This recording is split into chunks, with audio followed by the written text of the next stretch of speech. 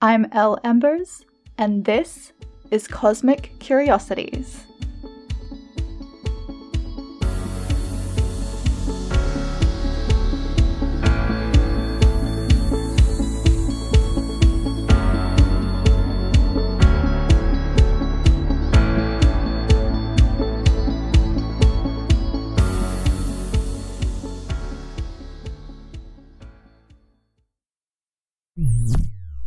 Hi, I'm Elle, and welcome back to Cosmic Curiosities. We kickstarted Season 2 last week with a bang, and I know so many of you have been curious about the second part of the Shaman Circle of Life with Kathy. But if you haven't heard episode 17, the Shaman Circle of Life Part 1, or you feel like you might need a little bit of a refresh, you can go ahead and pause this episode right here. Go back and listen to Part 1, and we'll be here when you're ready. Because today, we are diving right back into where we left off last week. And I am so excited for you to hear the rest of this episode. Kathy is an amazing healer and an all-around great human being. So please make sure you are following her journey and the magic she creates over at Sacred Warrior Healing on Instagram. I'd also like to give a quick shout out to Daniel the Past Life Regressionist podcast, Timeless Spirituality. I made my very nervous debut as a guest on Timeless Spirituality last week, revisiting my past life experiences. So, if you would like to know more about some of my past lives and a bit more about my soul retrieval process, you can go ahead and check out episode 60 of Timeless Spirituality, Auntie Elle, and Past Lives. Daniel and I have been collaborating together on both podcasts, so make sure you are following along to both Timeless Spirituality and Cosmic Curiosities to check out each other's next appearances on the show. With that being said, if you would like to know more about past lives and discover your soul's journey through time and would like to book a session with yours truly, you can send me a message on Instagram or visit my website, lembers.com. Now, are we ready to rejoin the circle? Yeah, that's the thing, right? Is like when our clients use our own advice against us, like... How very dare you tell me what to do? No, it's true. It's that they see it, but yeah, because you get into a conversation, you go, oh yeah, you question yourself a little bit. It's because you know them. If it's a friend, especially, and obviously not with a first-time client. But it's like you do realize what you're doing here. You kind of believing that we have it, but you kind of question yourself. It's like, yeah, okay, yeah, good point. We need to stop doing that, because if we can't do something ourselves, why are we trying to get someone else to do it? And that's the important thing about healing as well. If I haven't felt like, if I don't have the tools, or don't have the learning, or don't have the experience, I won't do something that I don't feel comfortable with, because you can't project your own fears onto the person you're working on, and your own triggers and your own traumas. And that's why, we have to constantly working on ourselves, and why we will continue working on ourselves, because otherwise we're passing it on to those people that we're trying to help heal. So yeah, that's another important thing, that will be continuous, and you won't just, as you said, do it in one session. That's it. I'm done. Nirvana. It's just, it's a path that you're going to be walking for the rest of your life, and you might as well enjoy it and have fun with it. Yeah, that's the thing, right? Like, yeah, okay, it's scary. It's scary, but it's not always. Like, once you get past that fear, you get to the other side, and that's where, like, you feel those frequencies of, like, abundance and joy and fun. Yep. And that's when the universe starts giving you all these little great, magical little moments that you're like, oh, look at this little synchronicity that showed up. Like, absolutely. Oh, that's so, look at all this that I just manifested. Oh, this is amazing. And it's getting to the other side of it, pushing through. But yeah, I was so taken back the other week, because while I was telling my friends about my dream experience, right? And I was like, I'm terrified. Like, I'd had sleep paralysis for the first time. And I was like, this was horrific. And she was like, hang on. Got to scroll back through the chat, find where you said this. And then she was like, and then she had in quotations, she was like, just remember that when you're scared, you need to just lean through this uncomfortability to get to the other side, and like, feel that abundant energy, and basically just quote what I said. And I was like, son of a bitch. Oh, she quoted your quote. Oh my goodness. Well played. Right? I was like, damn, that bitch gives good advice. Like, she should really listen. Oh, that's hilarious. Yeah. God, it is hard to lean in the fear, though. It is really hard. Yep. Yeah. And I think that's why, as healers, we can have that compassion for it. We understand what this feels like, but we can promise you that when you push through, there will be gains that outweigh what the fear is. Yep. And we'll be there to hold your hand through the process. Like, you're not going to go alone. It's going to be fine. We're here to support you. And I think that is such a big thing to remind people. Even though, like I always say, you know, all healing is self-healing. You don't have to go through it alone. You can have support from practitioners, from friends. You've got the resources, you've got the support there. It doesn't have to be the trauma that you're expecting. And I think that's the big thing as well as healers, is that we go through this shit to see how to get through it, and then we come back and we help you get through it, and we take you the shortcut because you don't have to go through the bullshit that we like. Don't repeat our mistakes. Like Absolutely. I mean, some of those mistakes were lessons, but, you know, we've had to do it ourselves with no one really holding that space. Yeah. And you've probably experienced, and most people probably have, where, you know, I'm lucky now that I've got a teacher mentor, and, you know, you've got mentors as well, where you're kind of getting out to that last bit, and I'm able to kind of fall back on him and ask him questions and go, hey, I experienced this. What do you think? It's like, what do you think? Go back and journey and find out. This is your lesson. It's like, I want the easy answer. But no, it's not going to be easy. But that's because he's my teacher. But as like therapist, to help hold that space, you know, quite often our family and friends want to help out and give us advice. And this is what I did, and this is what I did, you know, and you shouldn't be feeling like this. And you've had such a good life, and, you know, all this well-intended advice, but to just be able to find the right people, even if you have 3 or 4 people around you, to be able to hold that space for you and just listen and know and tell you, yeah, it's going to be okay. And yes, give you tools that, okay, well, this worked for me, but let's find something that works for you, and give them a range of things that, you know, whether it be herbs or meditation tools or a little ceremony they can do, or, you know, anything that's come back, a mantra, whatever it might be, to bring back and they can use in that moment that's being created just for them, I think is really important, because the shamanic stuff, you go and get that for them. You know, there is a power animal for them. There is a mantra specifically for them. It's being able to find specifics, and then obviously branching out and saying, yeah, take this herb because it's calming, and, you know, it's sedating, or do this breath work because it's going to help with that vasovagal strengthening, or the tools that you use of when they've come back, of remembering that experience they had, and remembering that soul part is back, or that past life has brought them to this stage. That, yeah, all those little tools, I think, that might be able to help them is important, rather than just going, hey, we've done a healing session, here's a crystal, see you later. Yeah. Quite You're good always to go. work. Yeah. Good to go. See you in 4 weeks. You know, it's just like, yeah. In the meanwhile, they're, you know, like throwing the crystal against the wall. This isn't working, you know. Yeah.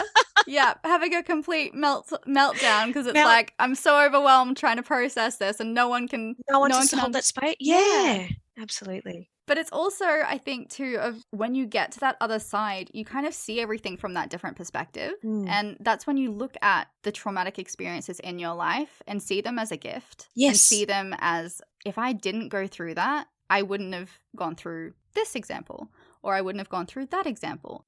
I needed to go through that to get to where I am now. And if I didn't do that, I wouldn't be here now. Because there's a silver lining in everything, right?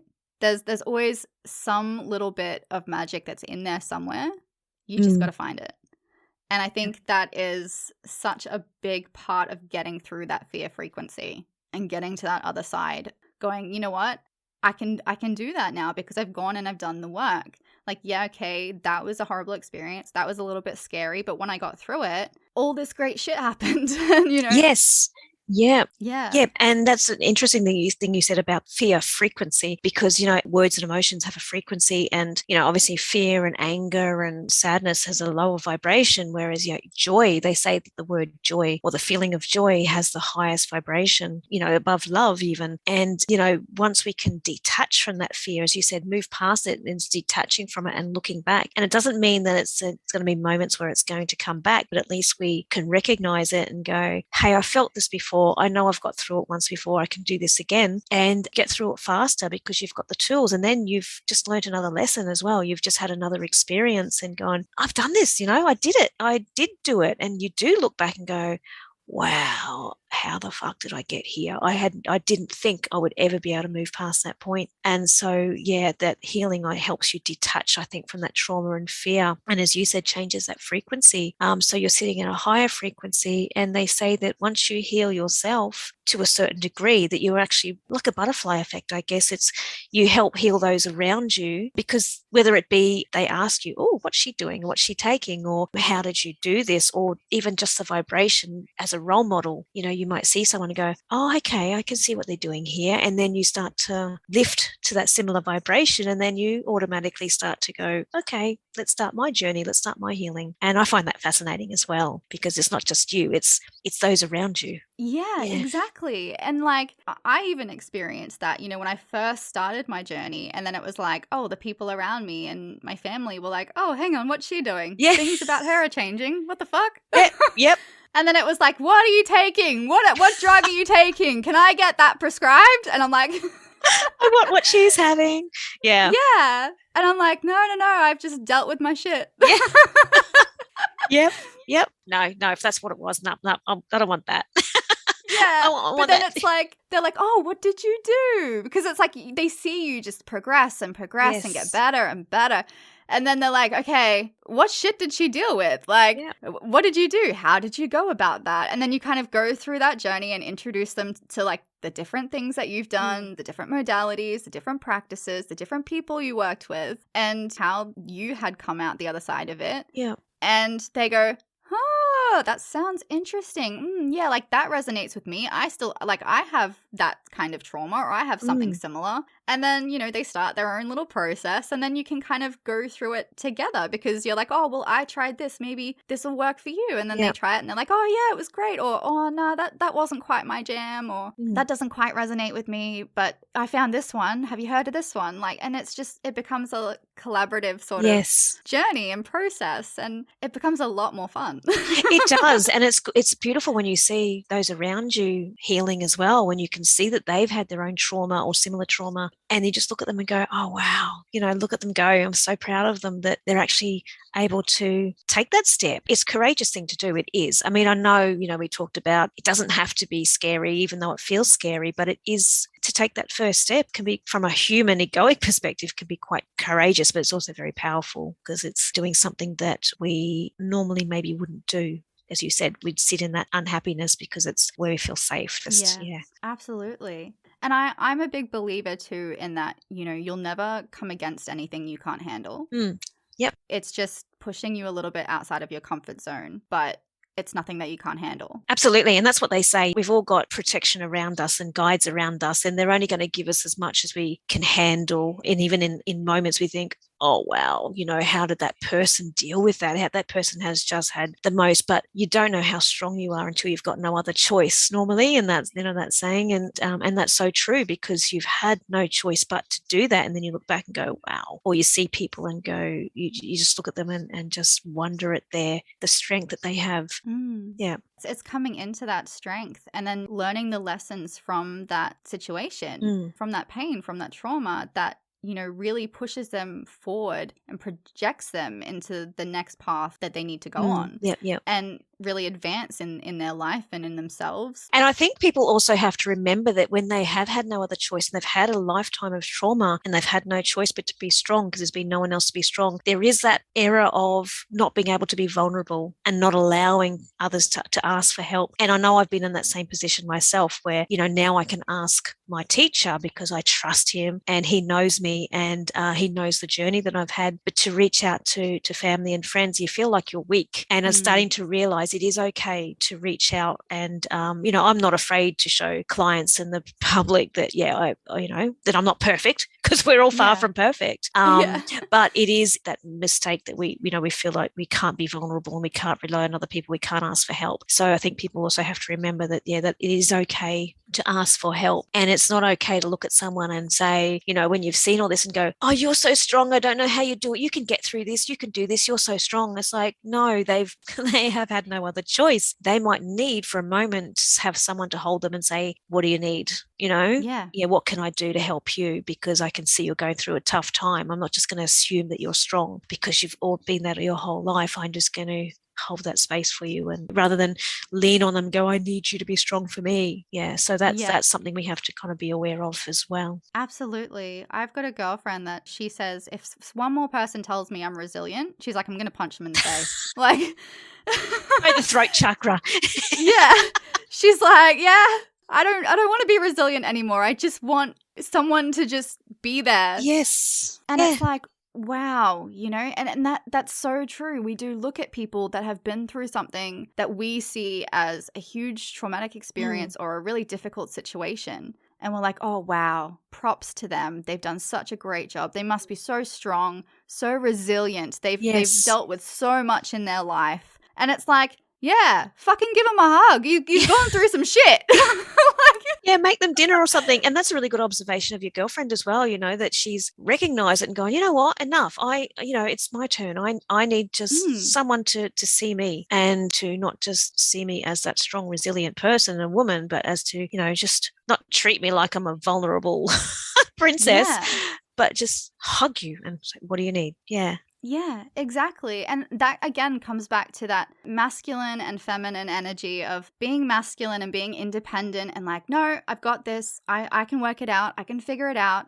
I'll make it happen. I can handle it. And then that feminine of like, I can handle it, but I'm feeling stressed. Yes, yeah. Maybe I need some help. Yep. Maybe I should ask for help. And then they ask for help and they get that support. And this isn't something that should be considered as like, we failed at this, I need help. Yes. It's more a case of like, I am protecting myself and my energy, and I'm not overloading myself with all of these things and decreasing my energy, decreasing my health. Like, I'm looking after myself by asking for help. That's a really beautiful point, actually. Yeah, that's about from that energetic perspective. Yeah, in kinesiology, we talk about, we do the muscle testing to look at the organs or the spiritual and things like that. But when you have someone in front of you, you know, who's got a lot of stress in their life and they either can't escape it or don't want to change it or too scared to or are afraid to reach out. And if you have someone hold their hand up and muscle test them and go, right, I want you to think of something that's really traumatic right now, something that's stressing you, something that's causing you sadness and pain and trauma, and you touch their arm and it's so weak, it goes all the way down. And go, now I want you to think of the most beautiful moment where you felt empowered, where you felt so strong, where you felt content within yourself and happy. Think of a beautiful moment, whether it be the birth of a child or hugging a child or being on the mountaintop, whatever it is that makes you happy. And you do that and their body is so strong. So it just shows them that when they're in a space of weakness from that stress perspective, it not just affects them mentally, physically, and on a cellular level, causes disease. So we aren't aware of that. And you have to think, you know, when there's day after day after day of stress in a situation that you possibly could change, you know, we might seem like we can't change it, but if we put the call out there to the universe and it's going to support us, we can do that. You have to ask yourself, is this worth dying for? Is this job? Is this relationship? Is this situation? Is this diet? This addiction? Is this worth dying for? And I think that's really important to remember, because you can show how it affects the body through kinesiology. Even words. Okay, think of the word anger, hate, whatever. Boom, their arm goes down. Think of the word joy, love, happiness. They're strong. So what we think is what our body believes. And as you were saying that same thing before, what we think we can do and what we can't do, we're right either way. Yeah. Yeah. And, you know, that's such a big thing as well, is like feeling trapped. And I love how you brought up that, is this worth me dying? Is this job, relationship, etc., this problem that's causing me stress, is this worth me dying over? That's something we don't think about. We just have this element of feeling trapped because it's like, well, I have to deal with this. Yes. I have to. It's like, do you though? Do you have to do that? Do you have to work at that job? Like, oh, well, I need to provide for my family. There are other ways. There are other ways to do that. You can get another job. it's not as big of a deal as we make it. No, because, and I think is that judgment of ourselves because of judgment around us, as we talked about earlier about growing up, oh no, I've had this job for 35 years. What are they going to think if I suddenly go from an engineer to a lawn mowing business? It's like, well, if it makes you happy and takes your stress, what does it matter? Exactly. Oh, I've been with this person. We've got 5 kids together. I can't leave them now. It's like, well, both of you are unhappy. The children are unhappy. Think about it, act as adults and be mature about it. Is it worth putting life on hold to be unhappy rather than it is to make a change where it could, it could just put you in a whole nother path. And I think that judgment of not just ourselves and that disbelief, it's like, oh, I can't, as you said, I can't do this. I can't change this. Why not? Why not? If it kills you, it's going to change anyway, isn't it? You're not going to have your job anymore. Yeah, exactly. Your job title is going to be in the paper the next day. Yeah. I used to be in a corporate job a million years ago, a whole lifetime ago, it feels like. And I would be driving to work, right? And I'd think about just driving to work, but like, if I crashed my car right now and I ended up in hospital, I would not have to go to work for a while. I would not have to go home and feed my children. People would make meals for me in hospital. Like, it was just like, oh my God, hurting myself, crashing my car. It seems like such, oh, that's living the dream right now. A little bit dramatic. It's so bad. But really, all I just needed to do was just leave the job and leave the stress and not have that impact my life and not feel that way because I don't have that stress. Yeah. And if you manifest it, or, when I say you manifest, if you keep saying, I need to get out of here, I'll do this. If this happens, I'm going to do this better and I'm going to follow my path. I'm going to do this and that. If you keep saying that and doing that, one way or another, the universe will go, okay, we're going to step in now and it's not going to be pretty. Like, they're going to make you crash your car. So you've got no choice but to get another job because you can't drive your car for 8 weeks. You have to get a different source of income, and then you're going to sit at home and write a book and go, oh, this is what I wanted to do. So thank you, universe, for breaking my leg. That's going to be, but no, we don't want it to get that far, but we just have to do that before it gets to the point where our bodies give up on us and then we lose another part of our soul, whatever it might be, that we can be so dispirited that we can't see any other way out. So it's important to go, am I happy and is this worth dying for? Yeah. And that sometimes the universe will give you a nudge and be like, this isn't for you. You're not meant to do this, or you're not meant to be here, or like, this needs to change. And we just live in that trapped mentality of like, well, no, I have to. I need to do this. I have to. I have no choice. Yeah. And eventually the universe is going to quit its nudges and it's just going to punch you in the face. And that's when you're going to have your broken leg and you're going to be on your couch being like, fuck, should have listened. Yep. And then we're going to play victim and go, oh, I wish I hadn't, knew I shouldn't have gone to work that day. Or, we can slip into victim mode and we're going to, or as you said, we can go, okay, I hear you now. Yeah. But so often, we do slip into that victim mode and it's like, oh, I wasn't feeling well, that I should have just called in sick. Like, all right, I was running late, I should have just left earlier and, then I wouldn't have been in that traffic or whatever. Yeah. Like, you come up with all these different solutions in your head of like, oh, this is why, or whatever. Yeah. Or you phone your friends and go, see, I told you so. I told you all these things happened to me. I told you bad things. It's like, really? Yeah, exactly. And it's like, if you keep living that victim mode mentality as well, those things will keep happening until eventually you go, oh, okay, I'm listening. Yep. But they will keep getting worse until you're paying attention, until you're listening. Yep. Until you have no other option but to listen. And you can avoid getting to those stages if you just kind of take that step back and go, what did I learn from this? Like, this was a shitty situation. This was a shitty thing to happen. What am I learning from it? Like, okay, I broke the leg. What am I learning from this situation? Okay, maybe I was a little bit overworked. Maybe I'm feeling a bit burnt out. Yep. Maybe I need to take a break. Maybe I need time to just reset and relook at things. And then you take that time and you rest and you reset and you relook at things. And then you realize, well, actually, this isn't a job that I'm happy in. This is not actually what I want to do. And then you find that path. Like, this is the shortcut, people. Yeah. I mean, of course, we know that bad things just happen to some people and there's not always a lesson in it. But when it's ourselves and we've been just having the same thing over and over again happen to us, that's when you go, oh, okay, maybe I was missing this. And as you said, if we just kind of, and as we go on, I think we see those lessons faster, don't we? Like you go, Oh, okay. No, no, no, no. No, I won't say that again, universe. I'm sorry. Please don't, cause blah, blah, blah. It's like, I hear you. I'm listening. I'm onto it. Yeah. And then it forces you to make that change and whatever it is we need to do to get to that next level. Yeah, exactly. Exactly. Yeah. Definitely think that it's just taking that step back to have that bigger perspective. And I think even in shamanism, that's what the spirits are wanting you to do, right? They're wanting you to take a step back. They want you to reconnect with the earth. They want you to embody the elements and really feel a part of the earth, not just because that's that big thing is like it's that illusion of separation, right? Yes. It's that we're separate from it. It's we're not connected. But we are if we allow ourselves. And I think, that's a big part of healing as well, like coming back into that aspect. Yeah, absolutely. I agree because that's what's happened to me in the last couple of weeks. I think I mentioned it to you the other day that I'd kind of getting deeper and deeper into the training, but I had not been living the process, and I'd lost a bit of that connection and earthing. I'm telling my telling my clients, oh, you need to go outside barefoot, you need to earth, you need to connect, you need to ground. And I hadn't been doing that. And all this other stuff started coming through that was really throwing me off. And I call it distractions because, in your work, you do get those distractions that try and throw you off the path.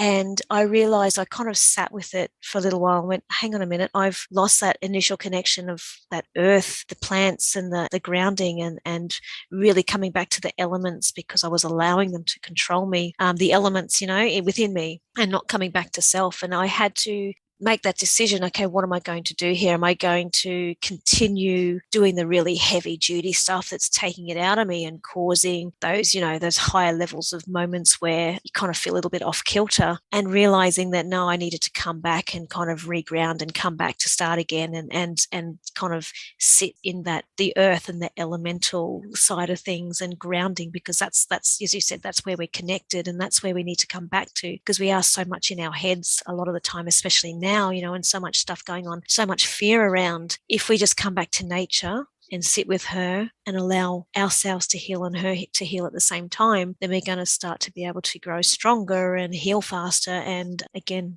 get in connection with ourselves. Yeah. So that was a big lesson for me as well. It's like, okay, the universe was giving me a sign and I wasn't listening, and I'm like, what's going on? And then, I spoke to my teacher. He goes, have you thought about this? And I went, hang on, I'll sit with it for a little while. And that's when it came to me that I needed to go back to ground zero and kind of sit with the earth again. And that's made a massive difference in how I'm feeling and completely shifted my mindset from at least even a week ago of the heavy duty stuff. It's like, no, I'm going to give that a break. That'll come. When people come, we start at the bottom. So I don't need to kind of go straight to the top for them initially, because that's just, it's not healthy for me or for them.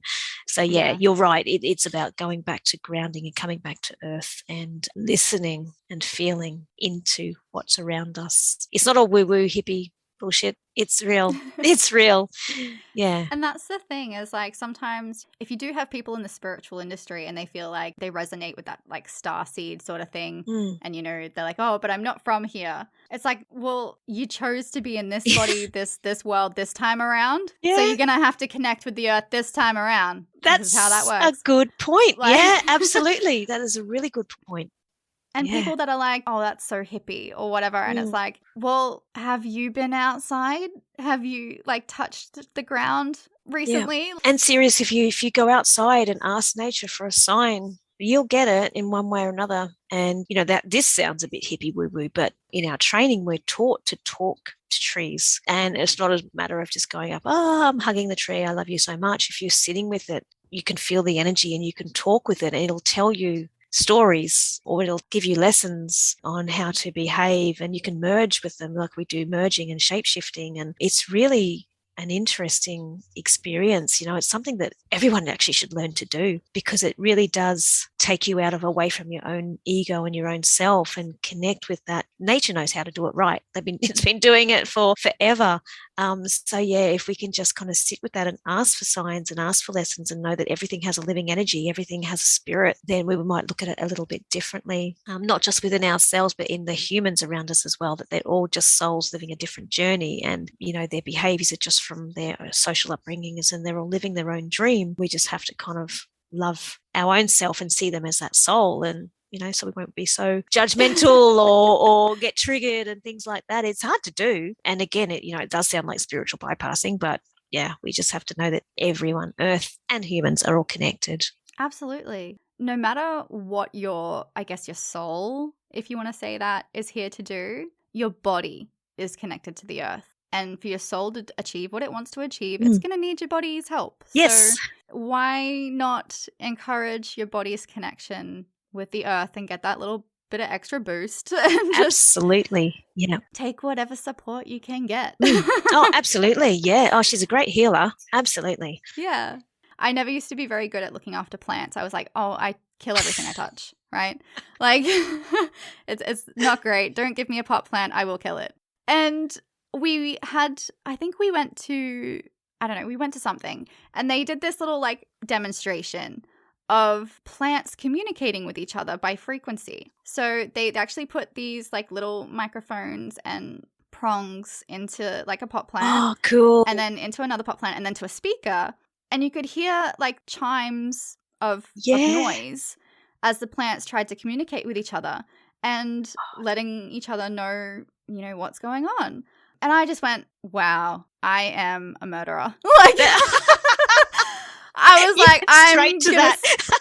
Yeah, straight away. I was like, I'm taking care of the plants. Because it was a whole new perspective of they are actually alive. Everything has a spirit. Everything has, an energy. Yeah. I've seen that on videos, and it's fascinating. We were taught in college about Kirlian photography. I'm not sure if you've heard of Kirlian photography, where he had this camera where he would take the photo of the plant, which get the aura, and then they would chop a part off. And when they did it again, they would actually still see that same outline as though it was there. So a friend of mine, I know that every time she prunes a tree, anytime she prunes a tree or anything, she always asks it to bring its energy into the center and tell us it's cutting its branch off, and she'll cut the branch off. And then so she's really kind of proactive about that kind of thing. Sometimes I kind of forget that, but but you don't realize that they do have that energy and that life, and don't blame yourself for murdering them. I'm sure they understood.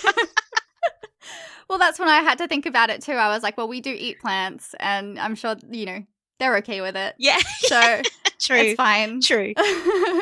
They'll just come back as a new plant. Yep. Reincarnation of the plant world. Absolutely.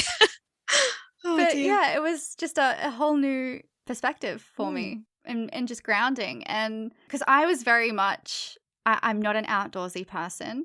And I was very much like, oh, I don't want to go outside. I don't like taking my shoes off. I don't know. That's not me. But it really kind of encouraged that connection with me more, because I was like, okay, I'll go outside. I'll touch the grass. I'll put my feet on it. I'll sit down, and, it's okay if I have grass on me when I get up. That's fine. Did you notice a difference? Yeah, huge difference. I always found too, I was picking up different energies and different emotions through the day that weren't necessarily mine. You spend a lot of time around other people, and eventually they start to influence the way that you move, the way that you feel. But when you actually step away and you ground to the earth and you're like, hang on, that energy's not mine. Let's really sat back, and I'll just sit here with my energy and how I feel and go from there. But it's a big thing that I really wasn't taking into consideration for a long time until plants were singing. See, that's a good tool, actually, isn't it? To say to people, if you're feeling it, just go outside, go barefoot, allow the earth to take what doesn't belong to you. And, even if it's psychosomatic, it doesn't matter, but it does happen. It can take that denser energy from you and process and do whatever the earth does to it. But at least it takes it from you, and you're trusting that process. And, as empaths, I don't call myself an empath, but, I know you are quite sensitive, and you would pick up things around you, that it's going to happen whether you like it or not. There's no way to really stop it happening. It's discerning, is it yours or not? And if you have trouble getting rid of it, it is a good way to do that by sitting on the ground and making sure there's nothing between you, there's no rubber, and just allowing the earth to take that from you. Yeah. And I guess too, it's a reminder that stepping into those emotions and kind of discerning whether it is yours or not can also be a scary thing. But it's that reminder that the dark can be beautiful. Yes. It can be a beautiful experience to release what's not yours and to move forward with what is yours and to feel grounded and connected. It's just going through that process. And there's always dark and light. There's yin and yang. And, it's trying not to be afraid of the dark, knowing that, as you said, in that darkness, in the light, there's always shadows, isn't there? So, in that, what was I saying about mushrooms living, growing in shit? They grow in that darkness. That's how a seed starts to grow, is in complete darkness. And just have to, I guess, as you said, trust that process and allow and wait for that light to come in, knowing it will come in. Yeah. Leanne said something to me the other week that really kind of, struck me a little bit, because I was like, oh, she's right. But she said, it's like if you live your life in a really bright room and that's all you've ever known, the light never turns off. It's just always really, really light. She's like, you would have no appreciation for it because you don't know the opposite. You don't have the polarity. You don't know what dark is. You don't know the benefits of what the dark is or what the light is. And you can't really appreciate it. She's like, you've got to have that experience of light and dark to then know what you appreciate about both sides of the spectrum. Wow. This happens in the dark, and I like that. It's easy for me to close my eyes. It's easy for me to rest. It's easy for me to do this, that, and the other. The light is great because it keeps me motivated, this, that, and the other. Like, it's different aspects of each. Yeah. And I was like, that makes a lot of sense. I like that. Yeah, I really like that. Yeah. Because then it also translated to me as like, if everything was going so great in your life, like everything was light, everything was really bright, you wouldn't have appreciation for it because you've not felt the dark. You've not felt the shit times of this is really bad, this is sad, this is whatever. Yeah. And you don't have that appreciation for the sad or for the movement that you feel through that darkness. Yeah. Because you've never felt it. You've never had it. You've only had the light. And you don't even have appreciation for that because you know no better. Like, you know nothing absolutely. else. And I guess you could use that analogy of a tree again, couldn't you? So it starts in the dark and it does have to reach the light to grow. It needs the light and the energy. But if the roots don't go deeper and go into the darkness, and then it's not going to survive. So, you do have to have both, because that's where the deep stuff is, where the nutrients and there's nutrients both, I guess, from the light and from the dark, from the earth. So that's a really good analogy actually that you said, because I've not really thought about it at that depth. And that's definitely something that's, I've learned and I can use to help pass on to people. I love things like that because it helps us see it in a different way and to embrace it and to try not to be scared of it and to become accustomed that when we do have that darkness, it's okay, because this happens. It's part of the cycle, and the light will come again. Yeah. Thanks, Leanne. Thanks, Leanne. I love that. Wise woman.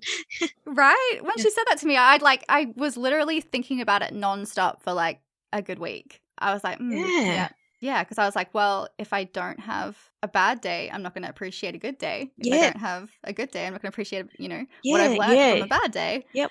Yeah. No, I love her analogy. I love it. Thanks, Leanne. But it's just, going through the process. Yeah. Absolutely. But with shamanism, I mean, like, everything's a process, right? I mean, being an apprentice, it takes years and years and years to really kind of understand what you're working with, and with the elements and the spirits and the earth, and translating it all into a personalized healing depending on what your specific client is needing. But I love that. I love what we've covered so much. Oh, we have, haven't we? Yeah. And I love that you've just said that, actually, because I really appreciate that you've said that, because it is, you kind of think, oh my gosh, how am I going to do this? And then that's where, again, it's that trust of, okay, the guides are here to help me. This person's come here for a reason. How am I going to use these tools in what way for this person? And it's always a learning process, because, in the moment I'm going, what do I do? And they go, okay, wait, listen here. See what you want me to do? What? Okay, let's get that rock out, kind of thing. And it's like, but it always works because we have to trust what their guides and my guides are bringing through, what I'm feeling and what I've been taught, and what is the best thing. Obviously, it has to be in a process. You can't just try and bring a soul part back when there's still that trauma in their body. But I'm slowly learning. And as you said, it will be a learning process for many, many, many years, if not, well, probably forever. There's always going to be something new that comes up. And that's what I love about this, because it's helping me grow at the same time, and that's what I'm doing this for, to help me be a better person so I can walk side by side with other people who need the same kind of help. So that's what I love about this. Yeah, absolutely. The other thing about, trusting your guides and trusting their guides is sometimes the process won't always make sense to you in that moment, but it will make sense to the client because that's what they need. And it may resonate with them on a level that you're not even aware of. And you're just like, oh, and if you're there and they're like, oh, you should do this. And you're like, oh, that, I don't know, like that's a bit weird. And if you didn't trust them, then the client's not getting what they need. They're not getting the tools that they really need to push them to the next stage, like to get to that healing. Yeah. So, it's really just trusting that process, and that's hard. Yeah, absolutely. And if I'm not trusting that process, then I'm not living in that space of being a shamanic healer, because the whole idea of the main thing is we are what they call the hollow bone. So a bit like being a straw, we're just a facilitator. So by being the hollow bone, we're not meant to be bringing ego into it or thinking about it or going, oh, that's really weird. You want me to what? Oh, that doesn't make sense to me. It means that we're kind of back in ourselves. We're not being that hollow bone. And again, that's a good lesson. It's like you have to trust it no matter how weird it is. And believe me, in the work that you do, there's nothing not weird about it. So as long as the person on the table trusts us and doesn't walk away going, what the hell was that? And that doesn't matter either. It doesn't matter, if you're in the moment and you're doing what you're meant to do and you're doing what you're shown to do, that's for the benefit of just the person on the table and not being about us, then that's all we can do. And if we worry about how it went or what they think, then we're just getting into our own heads again. It's not what it's about. It's about them, not us. Exactly. And sometimes things take time. Something might resonate with them later on. Yes. Like maybe that hasn't happened for them yet, but it will. And that's why you were guided to show them that or do that process. And that will make sense to them later on. But at the time, it's kind of like you're both there like, does that make sense? I don't know. But then it makes sense later on. And then they're like, oh, hey, that thing. And you're like, oh, right. Yes, yeah. Knew it would show up eventually. Yep, It's the trust.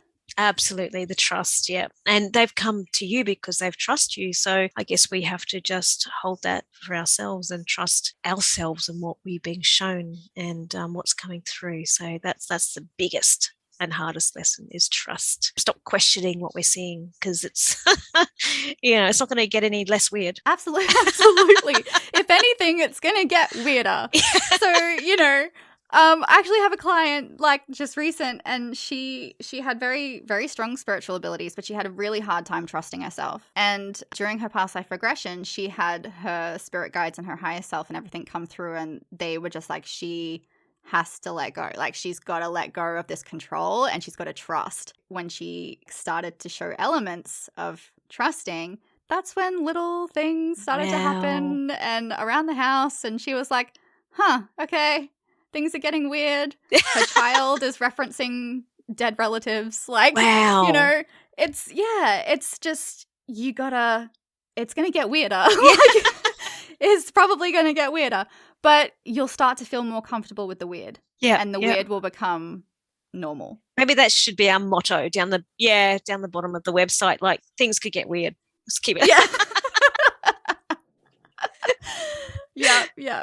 Throw the craft in there. We are the weirdos, mister. Like, yeah. It's a compliment. Thank you. Yeah, totally. But it's trusting, and trust is hard. Trust is really hard. But it's something that it's a daily thing. You have to work on it daily. Yeah, absolutely. And I think, we all have to do it within ourselves, no matter where we are or what we do, even people who come for healings, to trust themselves that they do have that capability, because we are told our whole life that oh, you can't do this, or you can't do this, or you're that's weird, or what are you believing that in, that kind of thing. We have to push all that aside. And that's where I love, that book, The Four Agreements by Don Miguel Ruiz, because it teaches us to not make assumptions, to always do our best, to be impeccable with our word, all that kind of thing. And learning those and starting to trust that in itself is a massive tool that's so beneficial for getting to that next level. Absolutely. Well, thank you so much, Kathy, for sharing all of your experience and your journey with us today. I know that I have found it so interesting. Everything with shamanism, everything with kinesiology. Did I say it right? Yes. There we go. Yes. I got there by the end of the episode. Yay! We're fine. Thank you so much for having me on. I'd love talking with you. And, I could just keep talking and talking and talking for hours, because not many people can talk this kind of weird stuff with me. Right. and not walk away looking, what the heck? But no, I really appreciate you having me on, and I love speaking with you, and you're such a beautiful soul, and you're doing so much for sharing this kind of thing out to other people. And I love that, you have the personality and the articulate. Oh, thank you so much. Oh, thank you. That's so nice. I try. No, it's good. No, thank you. Thank you so much for having me on. I really appreciate it. Yeah. So if people are wanting to work with you, they're wanting to try and give kinesiology a go, or they feel a call to a shamanic healing, where can they find you? sacredwarriorhealing.com.au is the website. On Facebook and Instagram, it's Sacred Warrior Healing. I work from Revive Yoga Wellness Centre at Springfield Lakes, or from Karalee, depending on what you want. The heavier shamanic stuff I'll do from home, but otherwise we can do it from either of those spaces at this stage. But I'll work it in to suit other people, so they can find me there and all my booking information on there and what I do, or they can just give me a call and we can have a chat and see if I'm the right person for them. If not, we will pass them on to the right healer. Yeah, amazing. Awesome. Well, thank you so much, Kathy. I really appreciate it. Thank you so much, Elle. Well, this is your Earth Side Spirit Guide signing off for the week. If you'd like to know more about how you can work with me, you can follow me on Instagram at l.embers, or visit my website, lembers.com.